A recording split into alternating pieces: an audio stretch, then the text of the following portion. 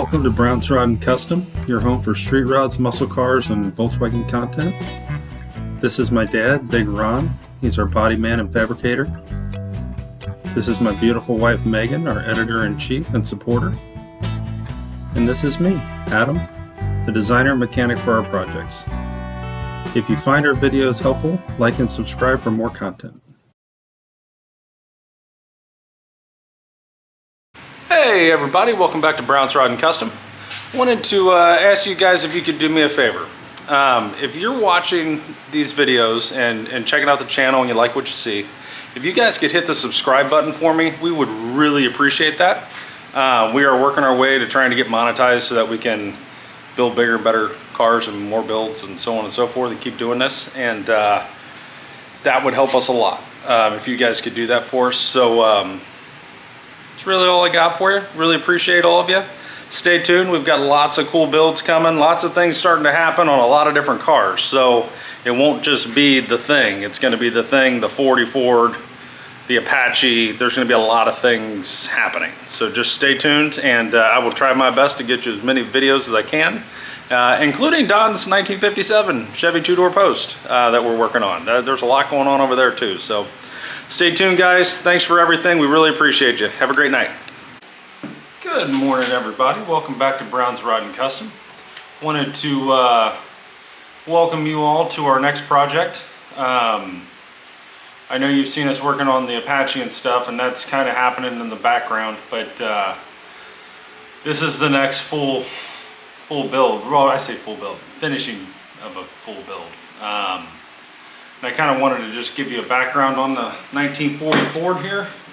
It is a 1940 Ford two-door sedan Deluxe. We bought this car off of eBay about 5 years ago, 5 or 6 years ago, from a guy in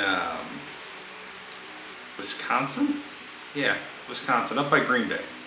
Went and got it in the winter. It's horrible. But we didn't pay a lot of money for it. But we got a lot, but didn't get a lot, so I'll kind of go over that. So when we got it, we bought it as it was a street rod that had wrecked, okay? It had been at the Nationals, Street Rod Nationals, a couple years before that. Apparently the guy ran off the road, ran down, hit a tree or something. So what happened is the guy that we bought it from picked it up. He had another 40 Ford or something to that effect that he was working on. I think it might have been a 37 Cabriolet. It could have been something like that.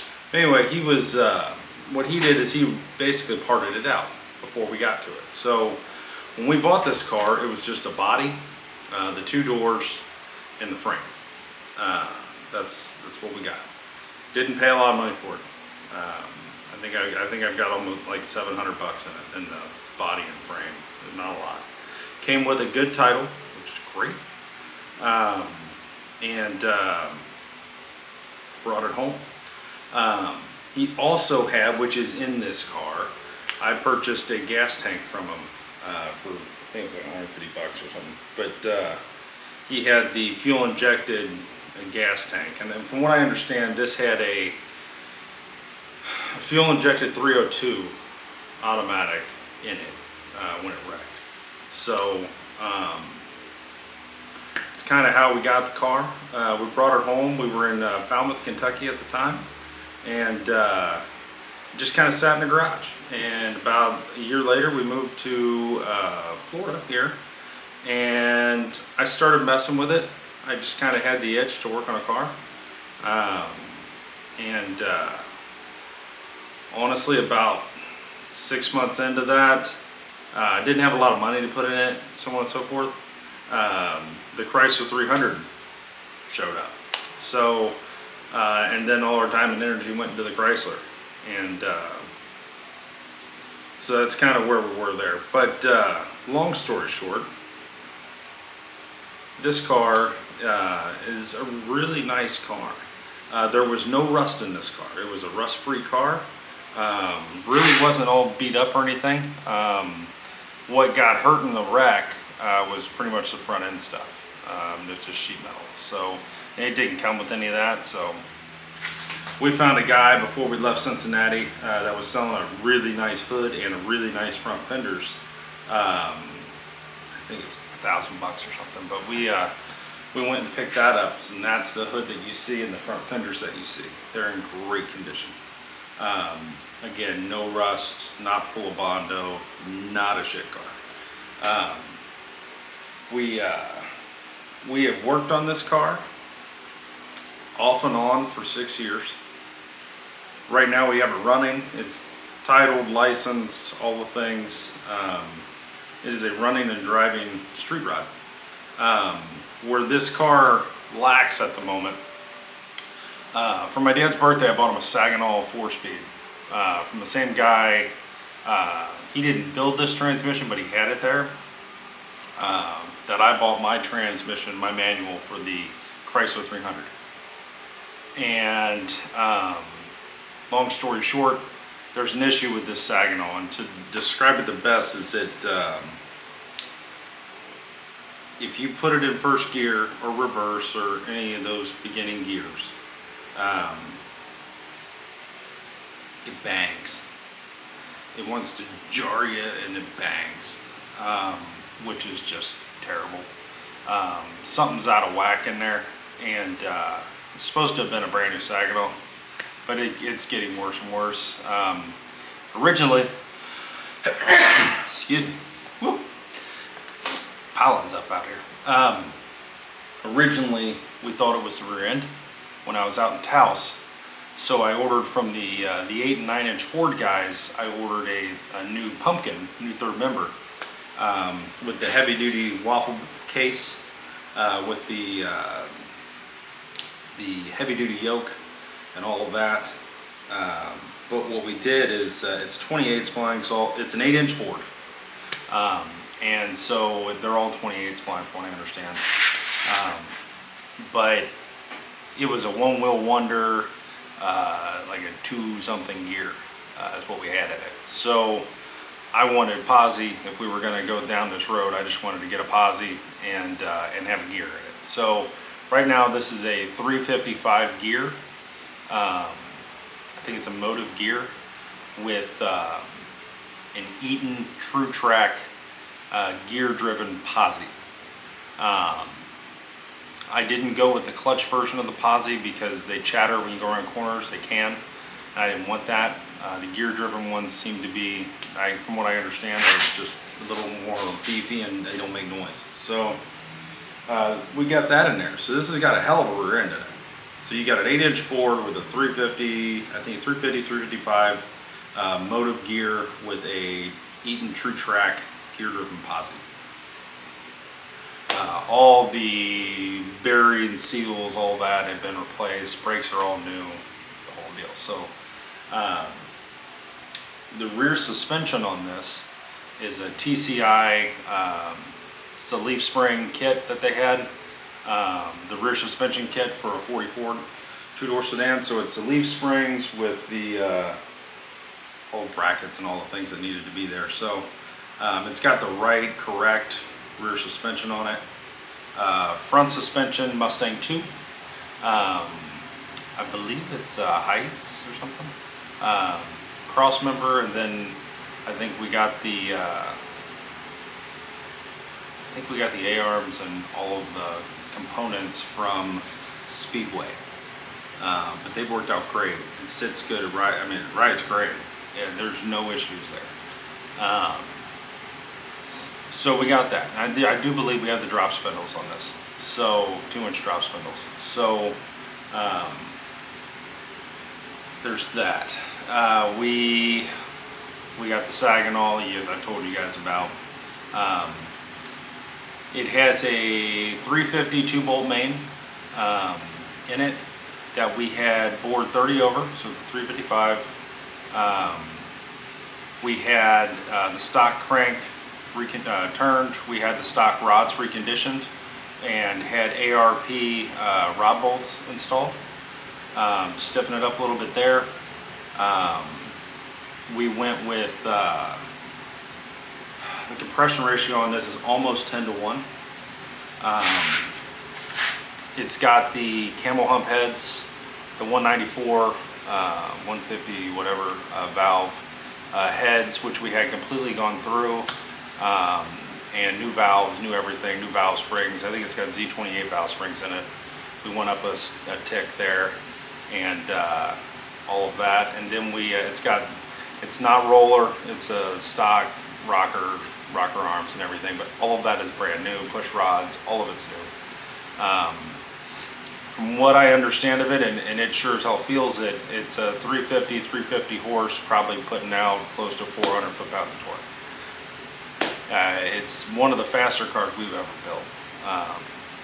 So we were always about the looks more than going fast. I built this wanting to go faster.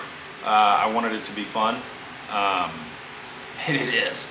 It really is. I hate to take the manual out of it, but since we're selling it, you know, and you guys will understand this, if you go to these car shows and look around, most of the guys are on scooters and have issues walking and so on and so forth. So, you know, the guy that's going to buy this car is or woman that's going to buy this car is probably going to want an automatic. So we picked up a good rebuilt turbo 350. I believe it's a short tail shaft on it, and we bought a new low car shifter. I want to say it's a 16-inch low car, but either way, that we'll be installing here this weekend. Hopefully, that's going to be one of the first things to happen. But the motor runs great. The cam, it's a comp cam. It's the 350 horse cam out of, and I can be wrong on this, I had it all at one point. There's a Corvette in the 60s or early 70s that had, I believe 60s, it was 350 horse. And so that's the cam I bought. So it basically got a stock cam for that engine. But everything works in conjunction very well. I put an Edelbrock Performer intake manifold on it, dual plane, and it's got a Holley 670 Street Avenger on it, which works great, except for one little stumble. I gotta mess with a couple things, fine tune it, but thing runs great. It runs cool, never gets over 190. I mean, you can't ask for more than that. This car will absolutely pin you in your seat and hold you there, rip the tires off, and do burnouts as long as you want, and which is awesome. So from a mechanical standpoint, this car is really good. Brakes work great. Steering's good, but we're gonna put power steering in it. It's a little, you know, it's manual steering. So it's great when you're moving, but when you're sitting still, it's a little bit of a pain. So we're gonna put power steering in it. So that's the first thing. Well, first let's go through this. First thing that's gonna happen to this car: fenders, hood, grill, running boards, all that come off, okay? Then we're gonna drop the Saginaw out, Z-bar, clutch pedal, all that. Realign the brake pedal to where we would like it to be, since we don't have the clutch pedal to worry about. And then from there, we're gonna put the Turbo 350 into it, with the bell housing, torque converter, all of that. When I say bell housing, it has. We're gonna put the transmission in it with the torque converter and the low car shifter, brand new low car shifter, and get all that hooked up.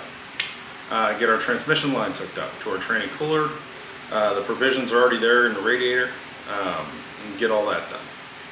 And from there, it's gonna be bodywork, okay? This car is probably 85 to 90% ready for paint. It's really close.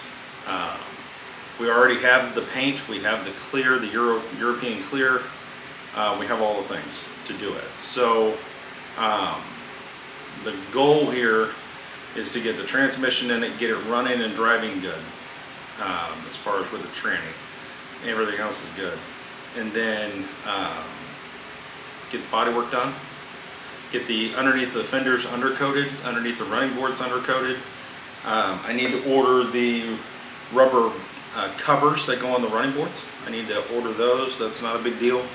Just need to do it. And then we paint, right? And so hopefully in the next month or two we're painting this. Might even be sooner than that, honestly, it just depends. But there's a vacation in the middle of this, so we'll see where this goes. But that's kind of the plan. So tranny in it, painted, reassembled.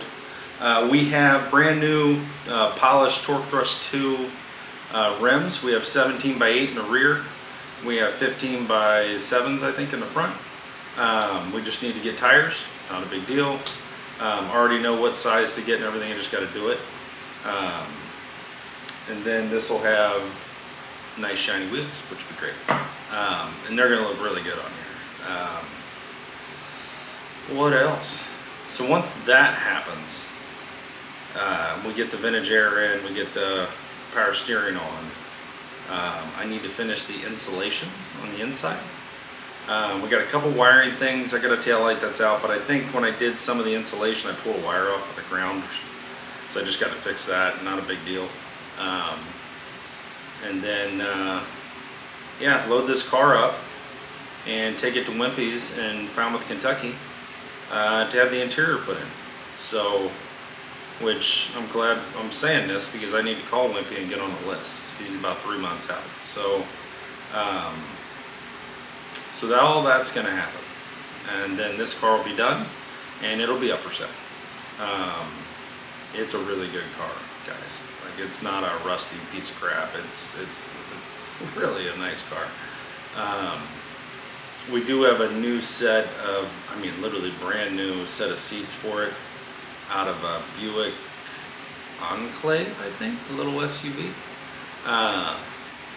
Guy at the Turkey Run last year had them for sale like $100. Brand new, still had the tags on. They're gorgeous. They're like a grayish white color, kind of a tan gray white kind of thing going on. So that'll probably be the color of the interior. The exterior here will be black, really deep shiny black with the polished wheels. We're going to put a stock windshield back in it. The one-piece windshield that's in it, one, I'm not thrilled with the look of it, and two, it's got a big crack in it, and that doesn't do anybody any good. But we did buy the bar that goes in the middle with the chrome bar with the black metal piece that goes on the back. So we'll have that. So the only chrome on this car, so just picture this, black 40 Ford, no trim, okay? It'll have the chrome bar in the windshield. It'll have the chrome bar in the center of the grille. The grille will be black. Headlight buckets are chrome, okay? Wheels are polished aluminum, and the tail lights are chrome in the back. And it's got like a billet license plate holder, frame, whatever. So it's going to be pretty slick. It will have the black rubber pads on the running boards. I mean, I would go with smoothie running boards, but one, they're expensive, but two, I had them on my Model A and my dad's Model A, and you know, they're just painted and you scratch them up. There's almost no way to not scratch them up over time. You'll pay attention 99.9% of the time, but that one fucking time you're gonna get it, and then you're just gonna be pissed, and you're gonna want to repaint your running boards, and it's not worth it. You get the rubber pads, it looks fine, it'll look good, and it should be fine. So that's what we're doing there. But otherwise, this car is wired, runs, brakes, steering, engine, all the things already figured out, already in, are great. So really all we're doing, transmission, power steering, vintage air, wheels and tires, paint it, interior. That's what we got. So that shouldn't be that big a deal if you guys have watched this with the thing. This should go a lot quicker. So I'm hoping to have this car done and for sale, or if not already for sale, sold by the first of the year. That's my goal. You can hold me to that. It's August something. What is it? It's August 16th. So that's my goal. I'd also like to have the thing sold by the first of the year. Actually, as fast as humanly possible. So that's kind of what we got here. I'm going to walk you guys around the car, kind of show you what we have, so you understand where we're at, and give you an idea of the car and introduce you to it a little bit better. And then we'll go from there. And then we'll start tearing this bitch apart and getting it done. So then we'll do first rides and all those things. We'll do all the fun things together in it. So there you go, guys. Hey, if you're watching this and you like what you're seeing and you think this is neat and some of these other cars that we're doing are pretty cool, hit that subscribe button. We'd greatly appreciate it. I'm making, if you guys don't know, every one of these cars has a playlist, and I'm basically putting every short, any kind of footage, every video into those playlists, so that you guys don't have to look hard through 500 videos to find the car you're looking for, the project that we were doing. So hopefully that helps. But yeah, if you could hit the subscribe button for us, that would be amazing. We're going to get on this thing, guys. So have a great day, and thanks for watching. Okay, guys, I figured I'd start here first. So what we've got is stock front fenders, stock grille. Ron made this so that it fills that gap that's here. When this is all shut, and I'll show it to you later, it'll make more sense. This is actually a pretty trick custom piece he did here. You probably won't see on a lot of these. You'll see this, but how it went down here is the difference. We've got Bob Drake headlight housings and headlight buckets. The whole deal is Bob Drake. It has, you've got the little cable you pull for the hood latch here. We still got to paint the hood and all the things, but we did paint the firewall and the inner fenders. Engine's pretty much dialed in. I got to clean it up, but we're there. And as you guys can see, here's our bulkhead for AC. We already have the Bill's hot rod bracket ready to go for the AC compressor, so this shouldn't be too big of a deal. You can see our Mustang 2 down here, the tubular A-arms and all of that. You got all your polished pulleys and chrome alternator and chrome water pump. With these, for you old school hot rod guys, these are the old SoCal fin valve covers that I bought fucking 20 something years ago from Gary Lee at Pros Pick Rod Shop in Erlanger, Kentucky. Back when I had my Model A and I was building it, and I just thought they were just cool as hell. The only problem with these is they didn't have any breather holes, so we cut the breather holes and put in breathers. But these are a really nice chrome set of those. You got your billet specialties, wire looms. Those are amazing. Block hugger headers. You got an HEI. You've got the power brakes with dual master cylinder, all polished in chrome, with the proportioning valve right here, with the residual valve, all of that. Champion radiator, which has worked great for us. You got an electric fan down here. That's a SPAL electric fan. You got the big overflow tank. All of this works really, really, really well. Okay, no issues here. The only reason we're taking the hood and fenders and everything off of it is to get them ready for paint. I got to undercoat the bottoms and paint the tops. You've got the California mirrors with the turn signals built into them. These will get sanded down and painted just like the thing. You can see here my running boards are in good shape, but the covers are crap, so I need to get those covers. Not a huge deal. We have shaved the door handles and locks on both here and in the back. So there are no handles. Everything is power. You got the door poppers. You hit the button, the door opens. This is not the seat or seat belts that are going in it. This is just something that's here to drive around the neighborhood. You've got the, I believe it's called a bitchin' dash, that I got from my buddy Jimmy Finn at I think down in Louisville a couple years ago. But we put Ford motor script gauges in it, which are pretty slick. It's got an I Did It chrome steering column. You got the polished pedals, all of that. Now, this is what I have to remove. So this shifter comes out, and yes, this is a nostalgia. You guys will know with the automatics and low car. This is a low car nostalgia shifter handle with a piston shift knob. Okay, that is for an automatic, but we hooked it up to a Hurst shifter, and it actually works great in this. But that's coming out, and I got to take this hump out.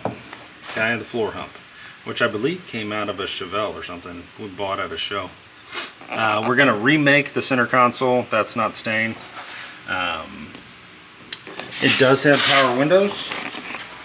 The power windows are specialty power window units with the the tinted glass, the gray glass, like this. So you got all that. You can see where I've been insulating in here. It has the bear claw latches with all the deals all put in. You've got your door poppers here. This will also be getting a billet specialty steering wheel that'll match the rims. You've got the Hagen fuel door. We've got the stock LED taillights.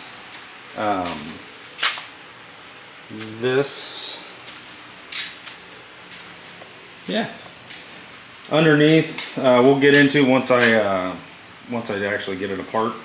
But right now, you can see the AC is already physically there. That's the mock-up unit, so we just need to drop that and put the other one in. So we know everything will physically work. We did put a glove box. I don't know if it works. Yeah, glove box door and glove box. We made it, put in here, so you had a place to do your stuff. It needs a little work. There it is. But that glove box knob is off of a Volkswagen, a classic Volkswagen. Kind of neat. Got the low car emergency brake handle down there. Just a clean car. It's got a power trunk, a balls power trunk. It also has two 6x9s in the back for a sound system, and there's two speakers, I think in the front somewhere, that may or may not get replaced. I really like Memphis speakers, and from you guys that have watched me with the thing, I really like them, and my dad really likes them, so that's probably going to go in here, and probably the same radio or something close will go in here with the floating screen with Apple CarPlay, Android Auto, navigation, all the things. And I will be adding a dome light up here in the center, so that when you get in and out, you can really see what's going on. At least have an option for that. So that's what's going to happen here. This is all just insulation rolls and this and the other storage. But this car is slick. It's literally 85–90% ready for bodywork, or not bodywork, for paint. So shouldn't be a big deal, but this is definitely the next thing that's going to happen. When I'm done with you guys, I'm going to go ahead and I'm going to start unbolting things. Probably start with the headlight rings and whatnot, and kind of get all that so I can pull the fenders. But I hope you guys like this. This is just the next car in a series of cars. After this car will be the Apache 1958 Chevy Apache. And that will be an absolute full build. So understand that that is coming fast. I want next year to be the Apache and the Chevelle, the 65 Chevelle SS, and anything else that comes up. Like I said, we're still working on Don's 57 Chev. And we have a lot of neighbors and people that have cars that need help, and that's what we're here for, guys. That's why we do this. It's not really a money thing. It's more of a just helping people, helping your buddies out, and getting these things back on the road and saving the cars. That is the name of this game. So this is another one that was literally, I mean, the guy was going to get rid of it. I mean, he had no reason to keep it. It was just a body and a frame, and we went up there and got it and saved it. Don't have a ton of money in it, and you're going to see that theme here, guys. I don't have a lot of money starting out, and that's something maybe you should think about depending on your skill level and what you do. I buy cars as cheap as I can get them. And when I say that, I mean, I've got like $700 in this body and frame. The thing I had $300 in, right? Starting out. Now granted, will I have $20,000 in this car done? 15 to 20 for sure. Same thing with the thing. I probably got close to 17,000 in the thing right now. Not counting the 80 bucks I just spent. So on relays. But that's not bad when this is a $40,000 to $50,000 car. Same with the thing is a $30,000 to $40,000 car. There's a return on my investment. It is an investment, and that's something to remember when you do this. You know, the markets go up and down, yes, but they are worth money. This is, you know, always going to be something here. So I think the trick is to never get to a point where you have to sell your car to, you know.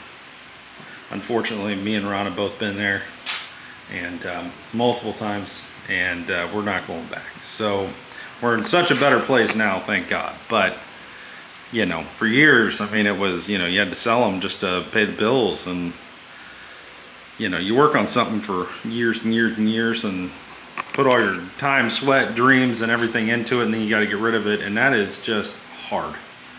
But what I've come to learn, and some of you guys might need to hear this, is there's always another car. And they build a bunch of them, and they build them every day. And, you know, the hard part about building these is not getting attached to them. Like, I'm emotionally attached to this car. This car got me through a divorce and a lot of things, just like the Chrysler. You know, when I needed a place to just get away from everything, I went out in the garage and worked on this, and got me through a lot. You know, it was kind of my happy place. So it's hard to watch them go, but at the end of the day, when you know, okay, this one's going to leave, but then I've got another one outside, right? I've got a 58 Apache that's going to come right in here, and that's cool as hell too. And we're going to build and save that, and as soon as that, you know, when that one leaves, there'll be the Chevelle, and when the Chevelle leaves, there'll be the Chrysler 300, and when that leaves, there'll be whatever the hell we decide to drag in here. And really my hope and goal is to get better and better cars, right? So we started with the thing, now we got the 40. These are just cars that we had. So now we got the 40, good car. A lot of people love 44s. And then, you know, you move into the Apache, which is more of a money truck. And the way we're gonna build it, it's gonna be really nice. So it'll be pretty valuable truck.